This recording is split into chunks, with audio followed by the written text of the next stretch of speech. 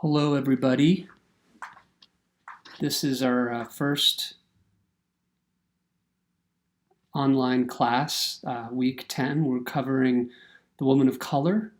I hope that each of you is safe and in a safe environment and healthy. I hope that your loved ones are all doing okay. I know that this is a deeply challenging time for all of us. And I want to encourage you to please reach out to me if I can help you with anything. Um, my husband and I are doing fine. We're here at our home in Milwaukee. We're both working from home. We've got our cats around us. If at some point my cat appears on camera, one of my cats, just a heads up that they're pretty funny, funnier than I am, as it turns out. Um, but my hope for this week is to post this lecture to give you some background on the woman of color, and then to have some class discussion around the reading and lecture for this week. And just a reminder that you have until Sunday at midnight to complete the lecture and the D2L posts. If for some reason you can't make that deadline, that's fine.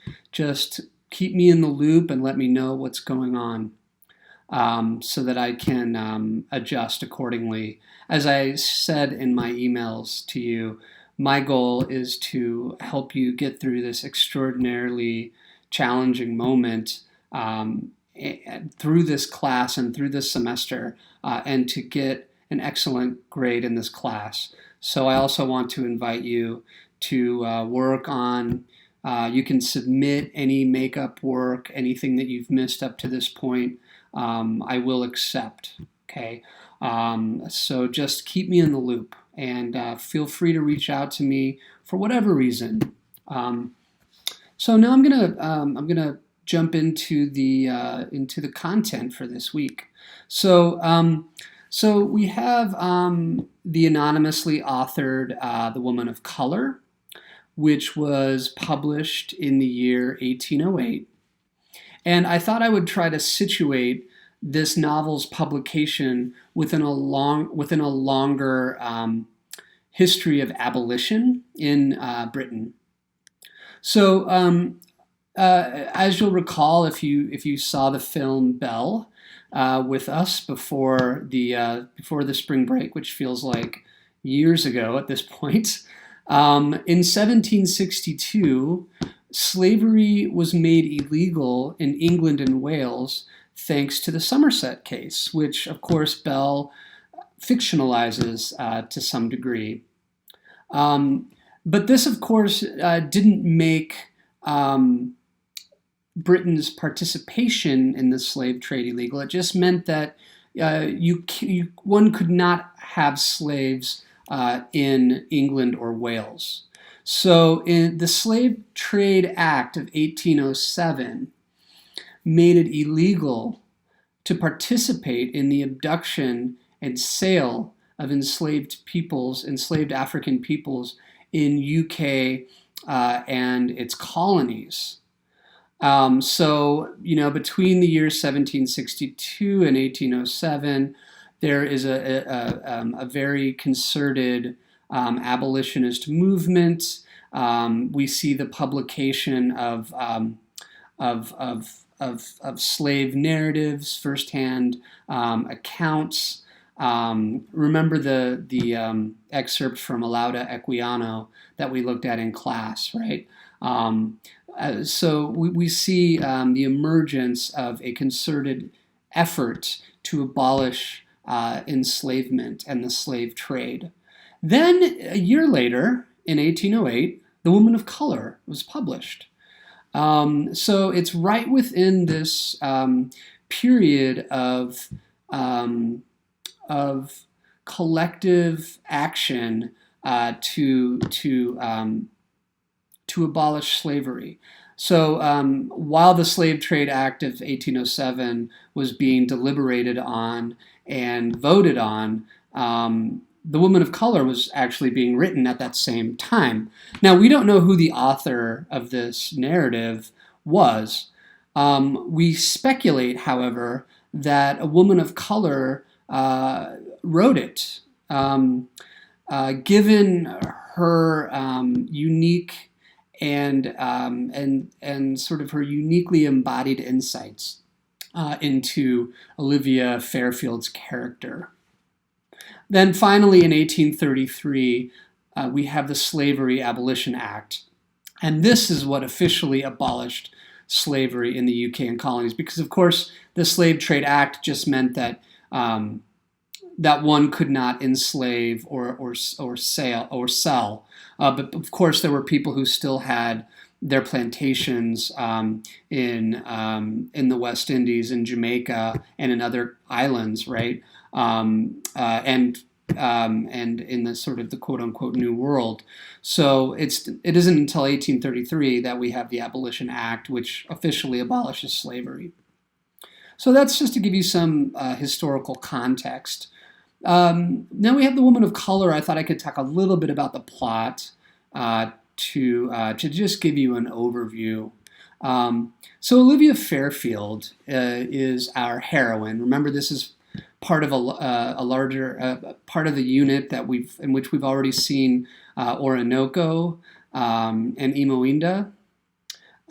We saw the film Belle, which of course is a modern day representation of a biracial woman in the 18th century. But now we have Olivia Fairfield, and she is the illegitimate daughter to a white plantation owner and a black enslaved mother.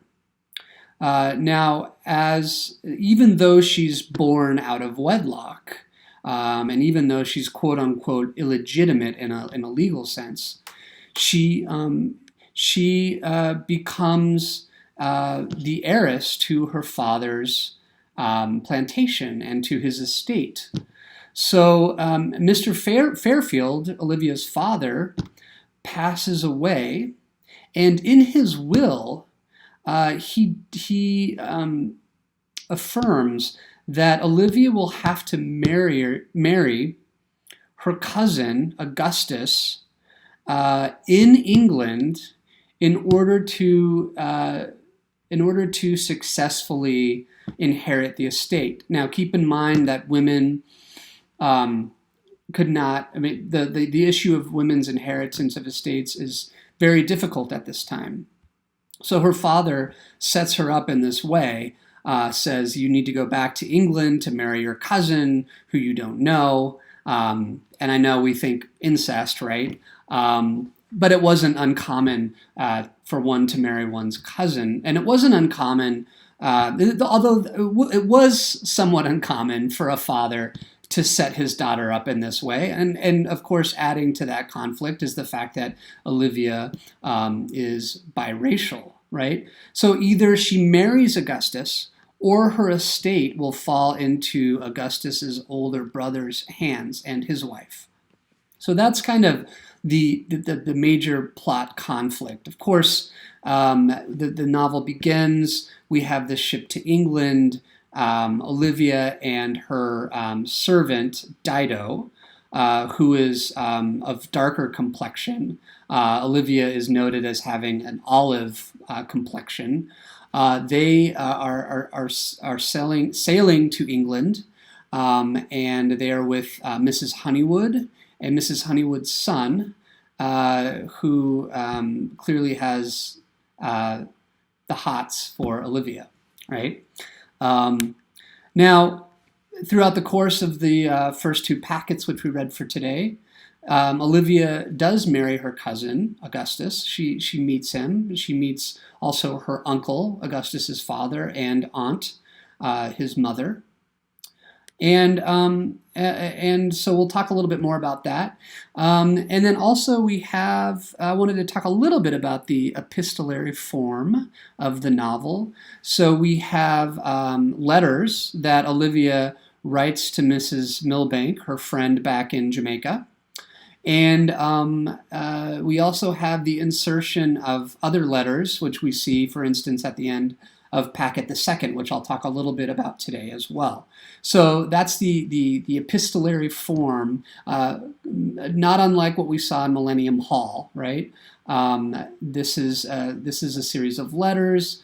Olivia has deep intimacy with Mrs. Milbank, which allows her to express her psychological states in very kind of intimate ways. Now, I want to talk a little bit about Olivia's racial and gender identity because I think we might, as modern readers, see the title. We might see the woman of color and have a series of expectations of what that means, of the kind of heroic character that we're going to get. But it's important to keep in mind that this is the product of a certain historical moment, and that we can't really hold Olivia to our contemporary expectations about what it means to be a biracial woman. So I want to talk a little bit about her intersectional identity within the context of 1808 England. So in terms of her privilege, Olivia is somewhere between Dido, her servant, who I want to talk about a little bit this week, but more probably in the coming weeks, and the white women that she encounters, right, while she's in England.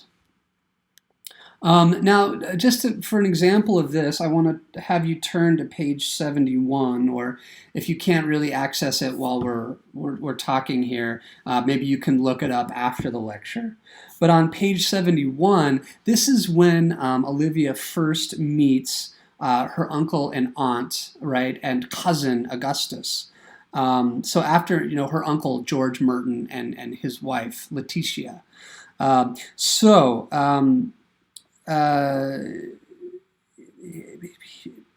the bottom of 71, Olivia goes to meet her aunt, and she reports the following. I believe I held out my hand, and that lady was very near taking it in hers, but I fancy its color disgusted her, for she recoiled a few paces with a blended curtsy and shrug, and simpering threw herself on a sofa. So initially, right, Mrs. Merton has this sort of reaction. She sees Olivia's complexion and is sort of recoiled, is disgusted by that, and refuses to touch her. And then over on page 73, Olivia's reflecting on Mrs. Merton and critiques her, says in the bottom of the third full paragraph on 73,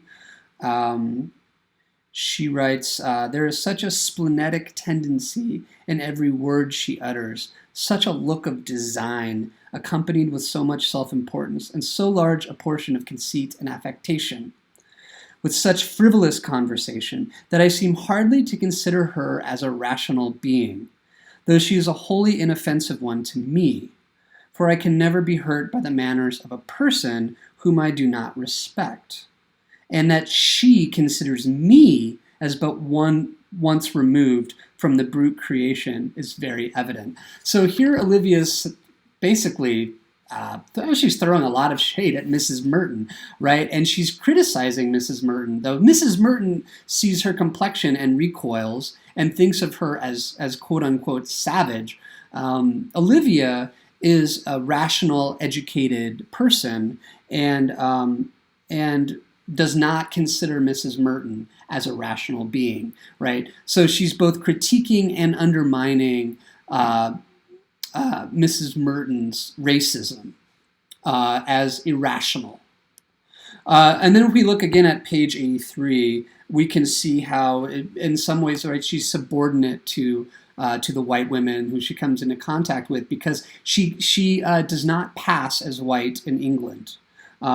So on page 83, where it says, in continuation, you have frequently remarked that I walk in a manner peculiar to myself. You have termed it majestic and graceful. I have been fearful that it carried something of a proud expression, but I believe it is very difficult to alter the natural gait, and I am too much above the common size with regard to height to walk like the generality of my sex.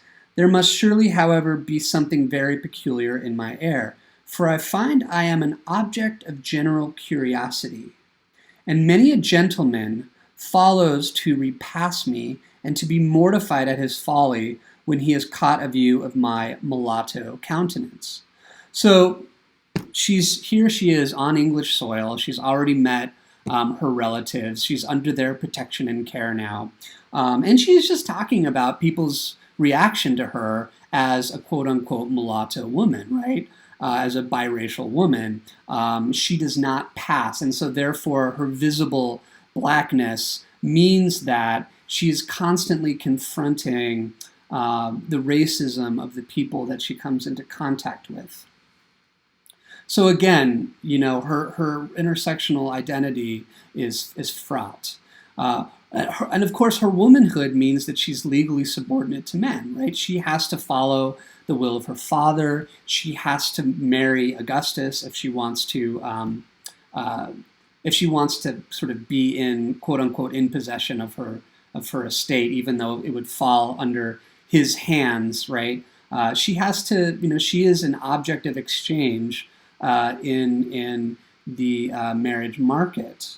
So even though she has privilege as an heiress of somebody who has 60,000 pounds to her name, which is not insignificant, that's a lot of money, she is also subordinate to the patriarchal system which defines her existence.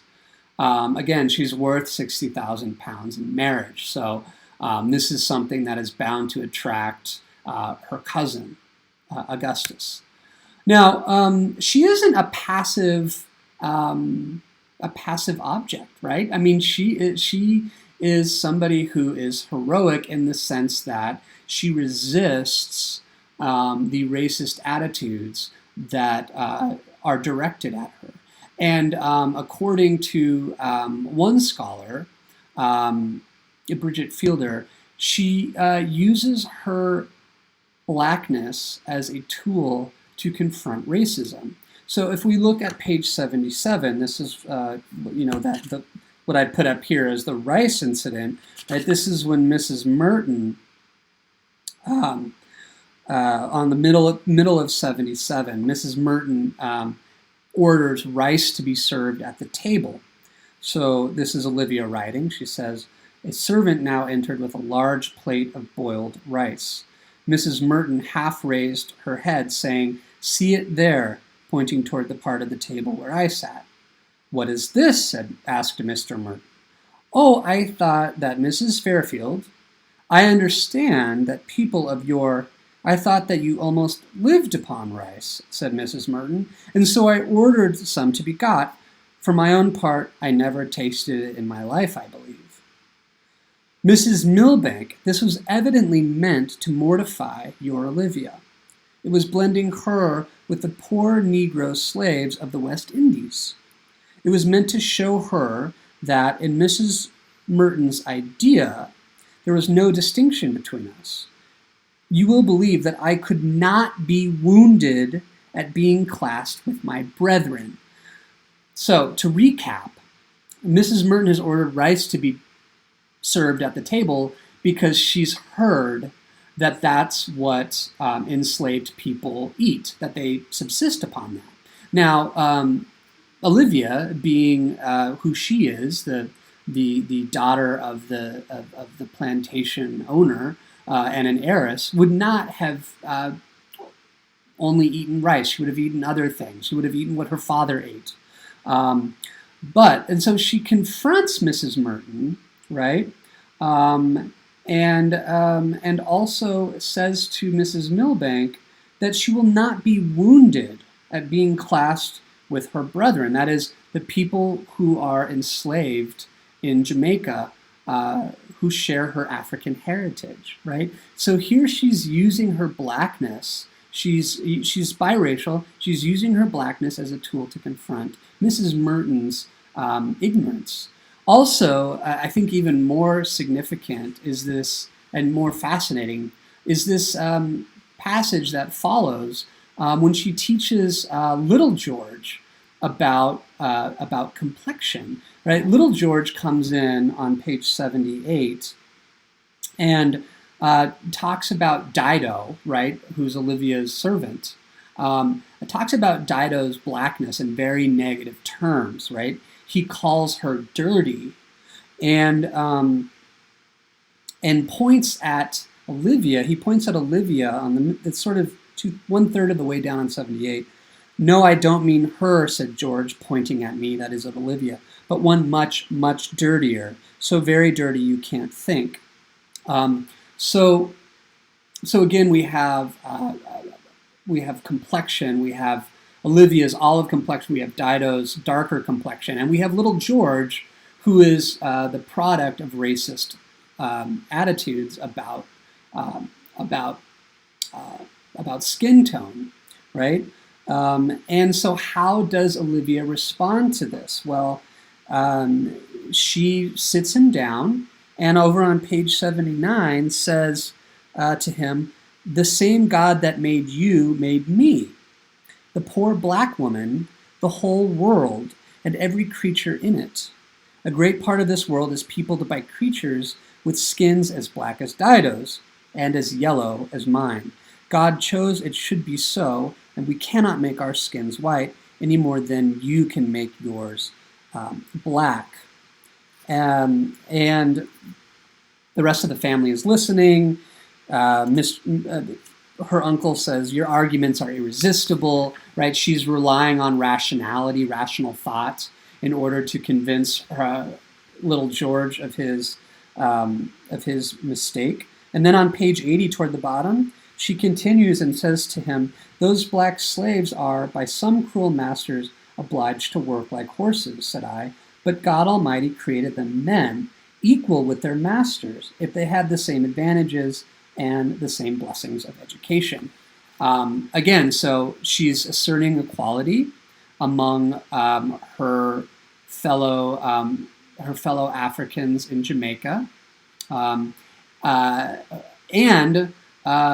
she's asserting an equality among all people. Now, what's the upshot of this? Little George now wants to be reconciled to Dido and wants to get to know her.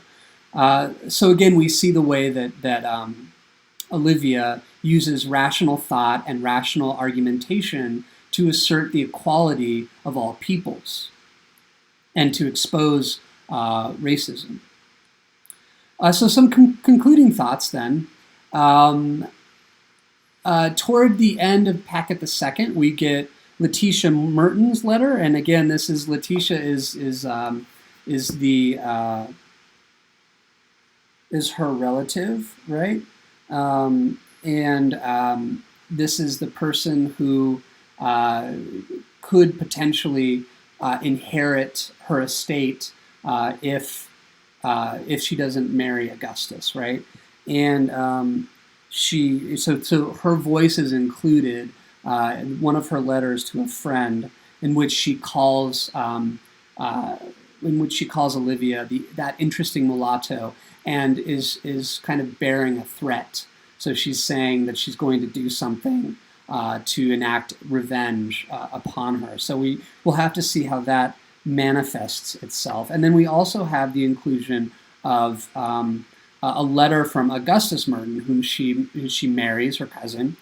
On page 104, there's an interesting tidbit where he says to a friend, in hearing Miss Fairfield, in witnessing the chaste dignity of her manners and the action which characterizes and enforces her expressions, I receive undissembled satisfaction, but sensible of our peculiar situation, while I could hang on every word she utters in company, and in her absence delight to recall them to my memory with the appropriate expression by which they are accompanied. Yet strange as it may appear, I fly from a tete-a-tete, overcome by a weak fear almost unaccountable to myself. How can I assail her with professions of love, whilst conscious that my heart can never more feel that passion?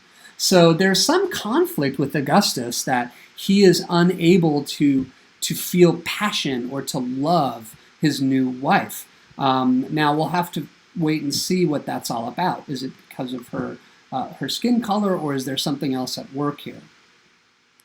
How will Olivia respond to these conflicting attitudes? How will she continue to respond to the racism to which she is exposed? So those are things to keep in mind as we continue to read. How will she develop, or how will the world around her develop as the plot progresses? And then also, I want to think more, in the coming weeks about Dido. We haven't had a chance to talk about her today, but she's an interesting character. She is enslaved in Jamaica, but because she's coming with Olivia Fairfield to England, as soon as she steps foot on English soil, she becomes free. So she's no longer enslaved, she's a servant. And there's a difference between the two. A slave is not paid, a servant is paid, and a servant is legally free. So we'll talk more about Dido in the coming weeks, so keep thinking about her. Now I'd like for you to turn to the D2L post, which you'll find in D2L discussion board for the week. Please be sure to respond to the prompt and also have a generous response. And by generous, I mean a thoughtful response to one of your classmates, okay? And also for reading for next week, you're going to hit up packets 3rd and 4th of The Woman of Color. Stay well, everybody. Stay safe. Socially distance yourselves. Reach out. If you need anything, I am here, okay? Don't hesitate. All right. Bye for now.